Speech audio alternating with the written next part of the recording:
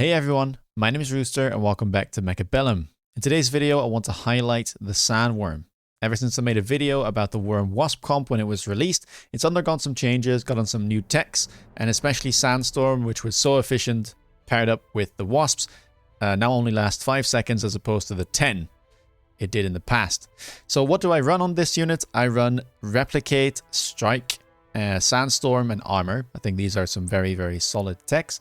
And I'll showcase in what type of game state you would want to purchase this, or perhaps take the Sandworm if it's offered to you for free. So without further ado, let's get into a game. Alright, here we are. In this game, I'll be playing up against HD, a very strong German player. And right away, my eyes go towards that Elite Specialist pack. It's one of my favorite specialists, even though I don't think it's that strong necessarily, but it's a lot of fun to play. And I also know that my opponent likes to play long range fights. So here I decide to pick the pack that will allow me to kind of match that. Going for the Stormcallers, we end up in a mirror. My opponent starts with Stormcaller and Crawler. Decides to buy 2 Arclights himself. And here I decide to go for double Crawler, because I know that in these scenarios, this actually will usually end up winning. The reason for it here is also the fact that my opponents cannot one-shot these crawlers. But you can see I kind of create some clumping here of his crawler packs, and that allows my Stormcallers to hit them a bit better. And then the late Fangs can clear up all of the remaining crawlers, which means that I should be taking the first round here. Let's speed things up as we have these Stormcaller fights at the end. But you can see a couple of my Fangs there managed to distract, which gets me a favorable trade. I do end up getting a debuff, but I think I won't be able to close the gap in time, so I'll get debuffed in return. With the split though, and the Fang here to the side, I think I should be okay. And yeah, round 1 goes in my favor. Also, keep in mind I'm very healthy here thanks to the Elite pack, which does allow me to take a good amount of damage and still be able to make it into that late game where I should have the upper hand as Elite. Now here, my eyes went to Mustang and Wasp. Mustang obviously the counter to the Wasp, and Wasp is annoying for both of us to deal with. HD here decides to go for the Saber. It is a big unit, tanky unit, but it tends to not do too well in these long range fights, and it's also not the greatest into Stormcaller. And goes for 2 Fangs in the back, but that shouldn't be enough to deal with these level 2 Wasps. I decide to pick up 2 Arclights, kind of match the chaff clear here on round 2.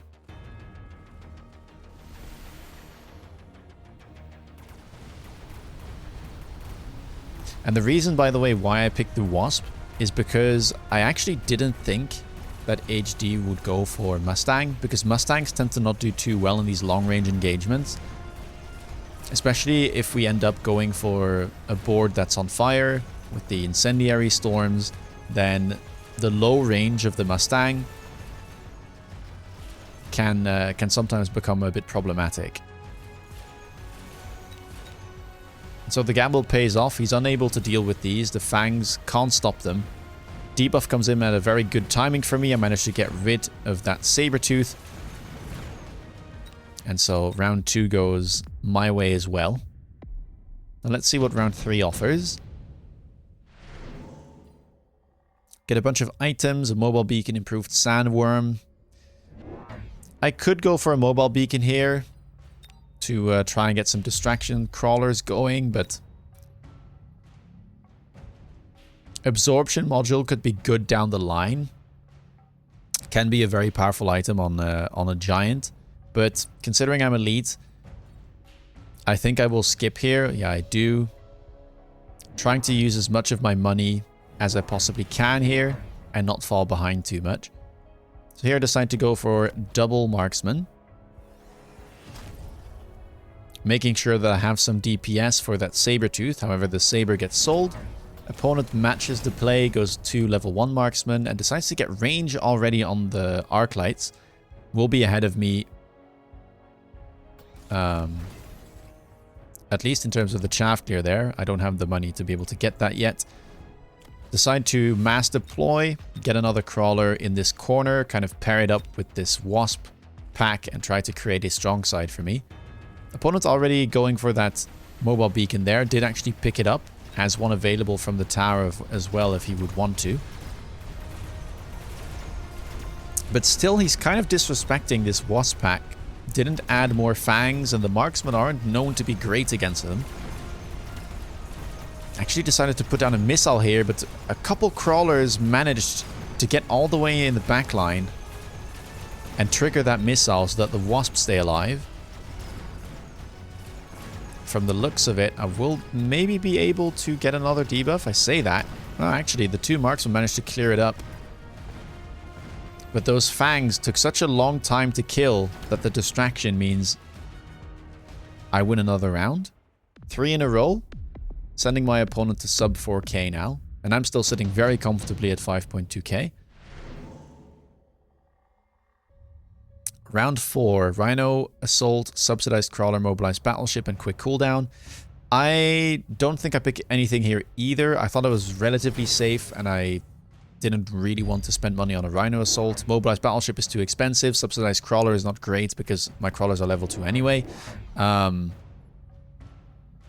Quick Cooldown is a bit premature. I don't have any cooldowns, so there's no point in taking it. Again, I'm just going the greedy route, using my money to get the deployments down. I match the range on the arc lights. I buy 2 more arc lights and another marksman. I decide to put it on the right side here just to kind of protect against a potential Rhino Assault. On the left, I would be fine because of the Wasps. I think on the middle, I'd be fine as well. I have 2 marksmen and some chaff. But the right side could have been vulnerable, so I decided to put the marksman there and kind of even out my DPS across the board.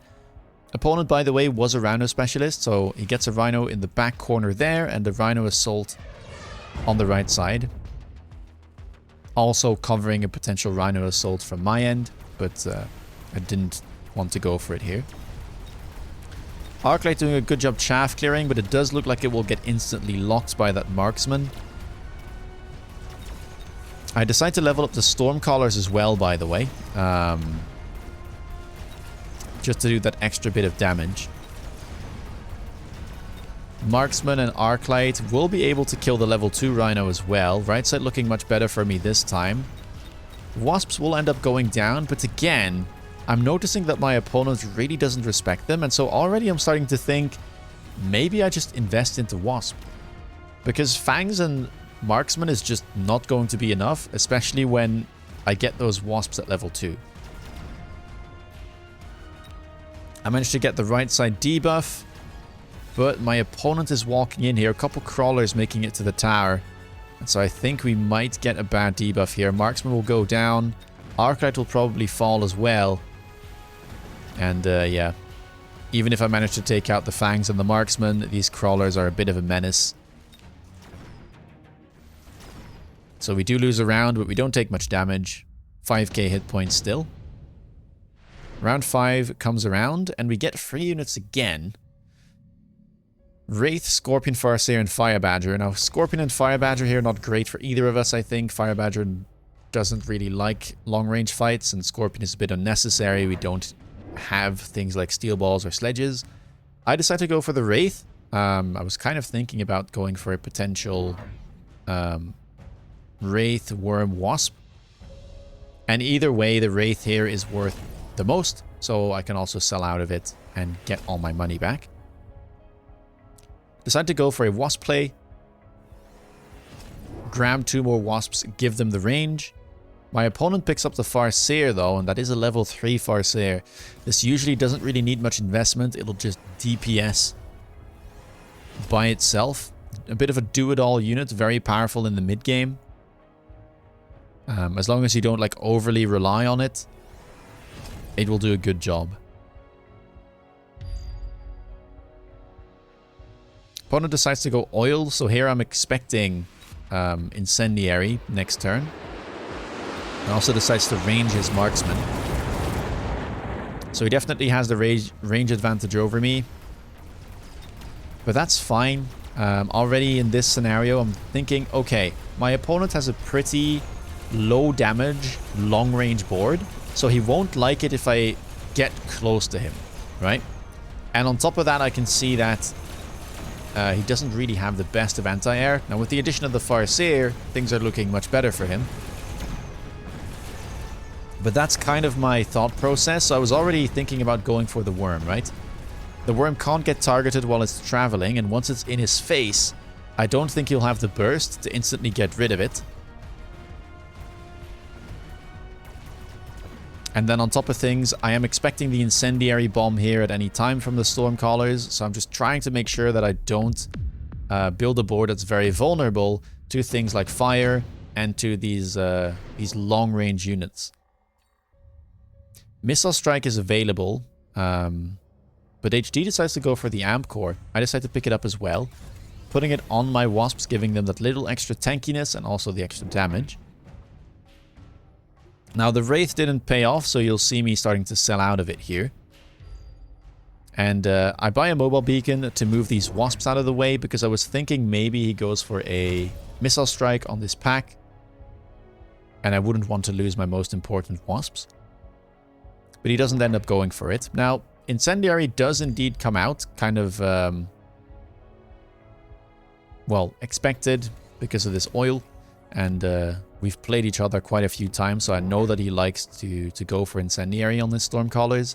Buys another Farseer, and I decide to now unlock the Worm, right? We sold the Wraith, we have enough money to unlock and buy the Worm. It's a level 2 Worm, so 111,000 hit points there. Decide to get both tower, the damage and the defense enhancement as well. And I add another Wasp pack. So now I think I have all the Wasps I need. 4 packs tends to be enough. And you can see that I'm kind of positioning in the back, right? Like, I'm making sure that the Worm does end up in front of my Wasps. But I'm making sure that I start kind of in the back.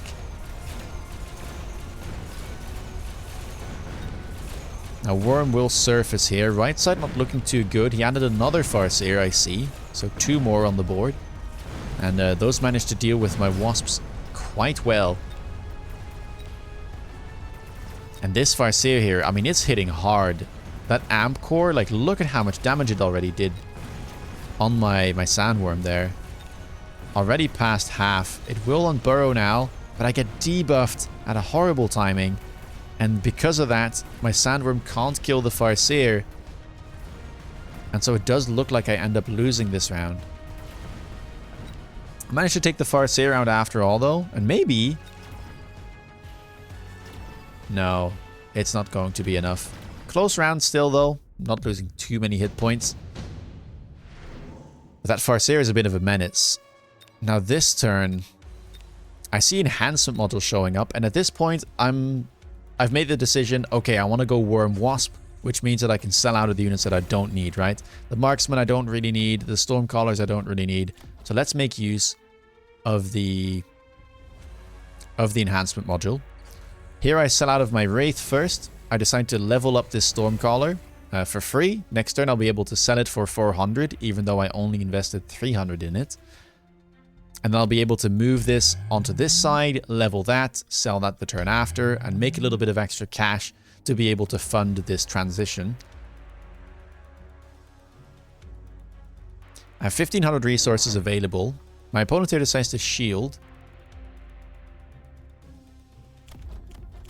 And also picks up the enhancement module to level up that Farseer. This one's now level 4 with the Amp Core. And adding even more Stormcallers, which is a little bit surprising to me because I don't have that much chaff. I only have like the 3 Crawler packs and the 3 Fang packs. Decide to add 2 more Worms and click Sandstorm here. So what Sandstorm does is it creates this 120 meter radius storm for 5 seconds, and any units within it lose 50% range, but they also take 30% less damage from ranged attacks. This goes both ways. It doesn't affect air units, and it gets triggered whenever the Sandworm unburrows. So what's going to be important for me here is being able to actually chaff clear enough to make sure that the worm keeps burrowing and then unburrowing to refresh this sandstorm, right? You can see the radius here. And what it does, you can see the marksman normally have 195 range. But when it's inside of the storm, it goes down to 97.5. And this already is a lot more effective. You can see that he's really struggling to kill the sandworms. As I said, these type of long-range comps don't tend to have the burst to be able to take down the worm instantly. And that uptime means that my wasps are safe and the worm can also DPS and get rid of some units itself. I have one worm left alive, and with that sandstorm trigger, it looks like it might be able to munch through those high-level marksmen. It does just about, and that means it has enough EXP to go to level 3. And now things are starting to look really serious. Level 2 Sandworm is already extremely tanky, but the level 3, I mean, an even bigger problem for him. And so he'll need to commit to something different than just the marksman and the Farseer. Super heavy armor shows up. I decide to pick it up instantly, throw it onto that leveled Sandworm. Level 3 now with the super heavy, 386,000 hit points. Very scary. And I sell that storm pack that I was planning to sell for 400, which is able to fund the ground specialization on the Wasps, giving them 200% additional damage against ground units. The reason I did this is because I saw they were kind of getting stuck on the Farseer, and it shouldn't hurt, right? Being able to kill his units faster. Plus, he probably needs to add something else.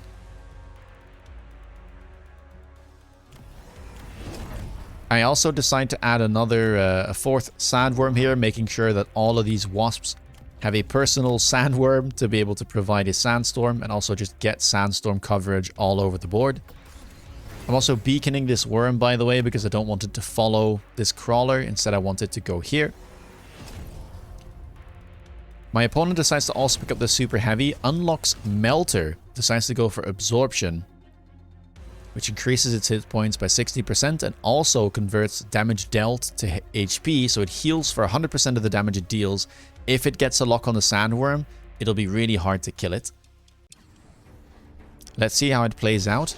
But now that I see the melters, I know, okay, so that's his big unit response to my sandworms, but sandworm has a tech, multiple even, that kind of annoy melting point. And so now my eyes are set on replicate as my second tech. Being able to create those larves whenever it unburrows will mean that he doesn't get this insta-lock. Sadly though, this Farseer just completely destroying my level 2 sandworm in the middle. Left side also, the melter got an insta-lock. Right side it gets a lock as well, but this is a whole different league, buddy. This sandworm can tank that melter beam for a very long time indeed, and we do manage to get through the melter just in time. Looks like I will be losing my tower again though. Finally get rid of that raid boss Farseer. And the sandworm with the sandstorm triggering that loss of range on the melter breaks the beam. You can see it happening here again, right? It wants to lock on, but then it loses range. But looks like I won't be able to make it through here. Melter is doing a fantastic job. Looks like a good purchase from my opponent. And sadly, I don't manage to win round 8. But I'm not too concerned because I still have multiple tricks up my sleeve. Namely that replicate I was talking about. Heavy armor shows up. I decide to instantly pick it up. Let's throw that onto another worm as well. The extra tankiness can't hurt. And I decide to click the replicate tech, which will create these little larvae or mini worms, if you will, whenever it unburrows, and create that distraction for the melters.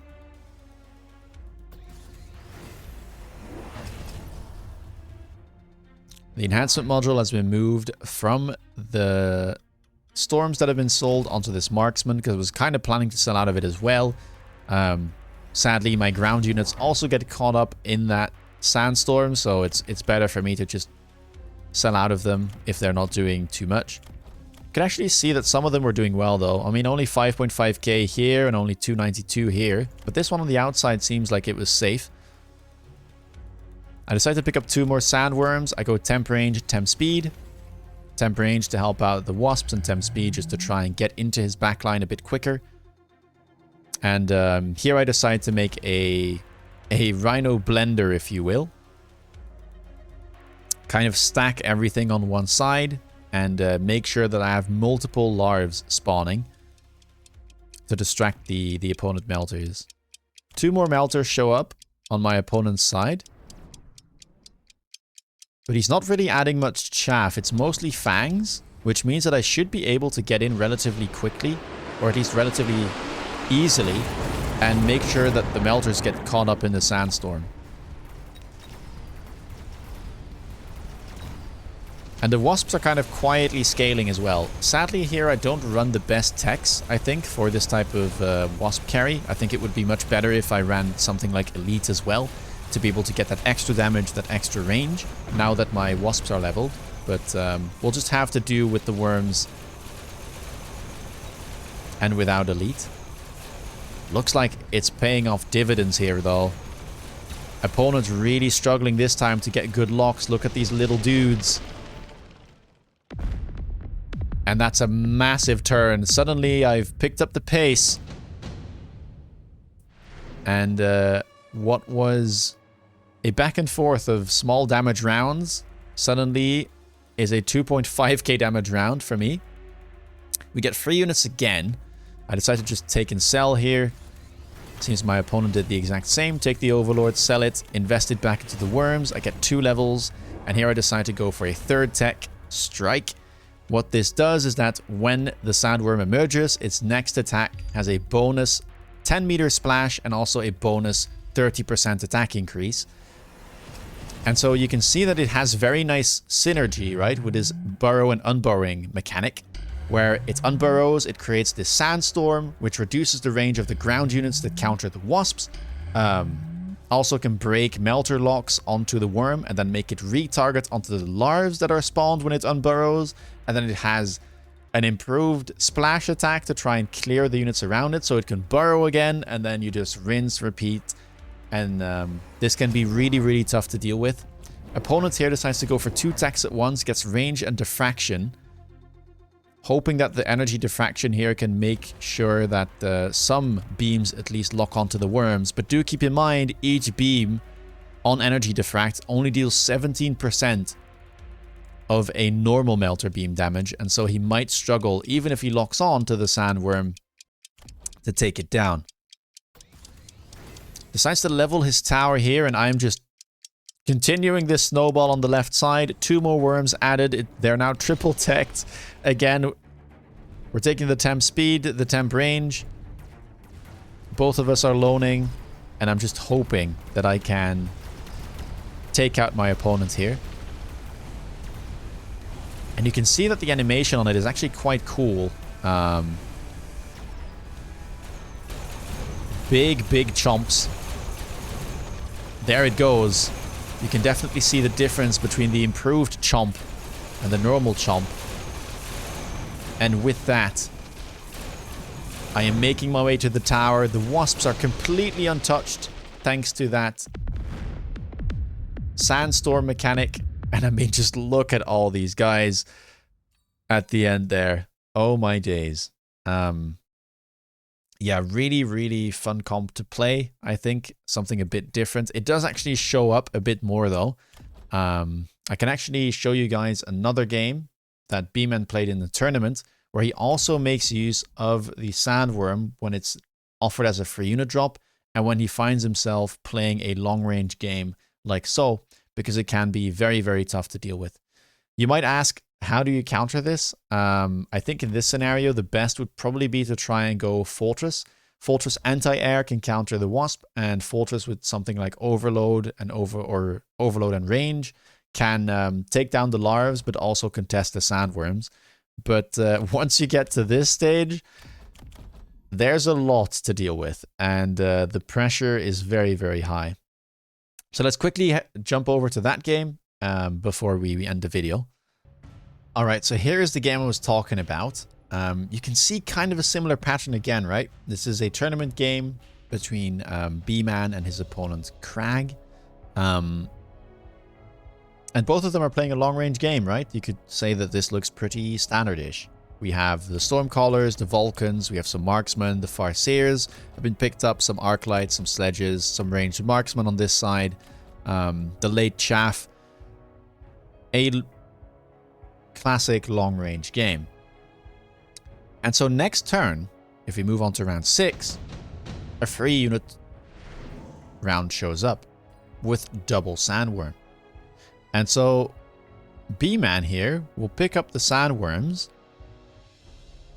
and use them to pressure his opponent, right? Because as I said, it's kind of hard to deal with these guys because you can only deal with them when they emerge from the ground.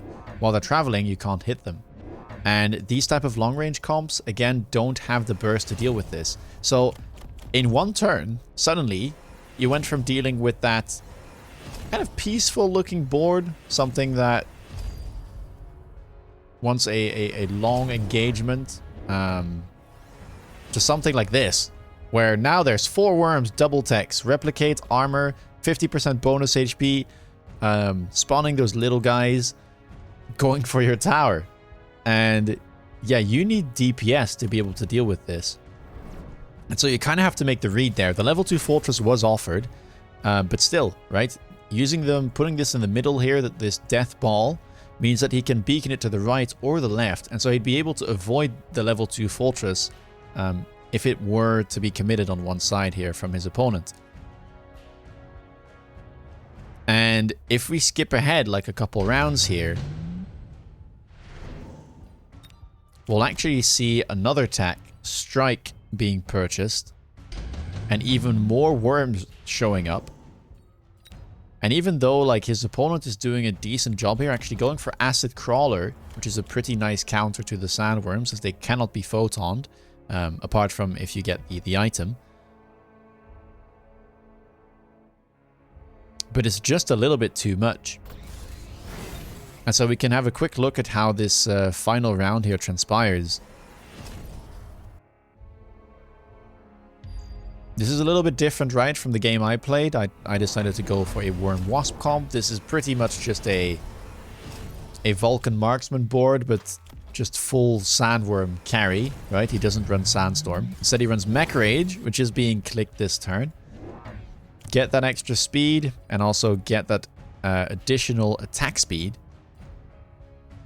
Instead of attacking every 2.5 seconds, now attacking every 1.7 seconds.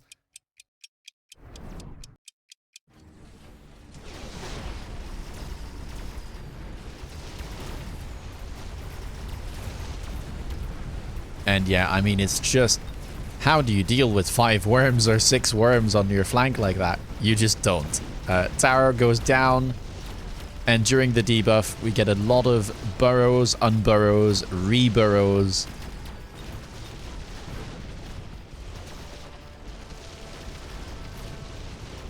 And yeah, you just overwhelm your opponent. And so this can get out of control very, very quickly, and it's something that has been popping up in high MMR quite a bit, where people are playing this long-range fight, and suddenly they see the opportunity to get into Worm, either because they just want to purchase it, or more often than not, because it's being offered by a free unit drop, and that allows them to instantly make this transition and get this very, very scary board, where on round 5, you're looking at this board, which is relatively tame, and then on round 6, or on round 7 rather, you're looking at this board with a lot of worms with double techs. So yeah, if you've tried this out in your game, let me know how it went. Do you like the Sandworms? Do you not? Do you have a different way of playing them? Let me know. If you liked the video, give it a thumbs up. And yeah, if you want to see me play live, please do check me out on Twitch. And with that being said, have a lovely rest of your day. Take care, and see you in the next video, guys. Bye-bye.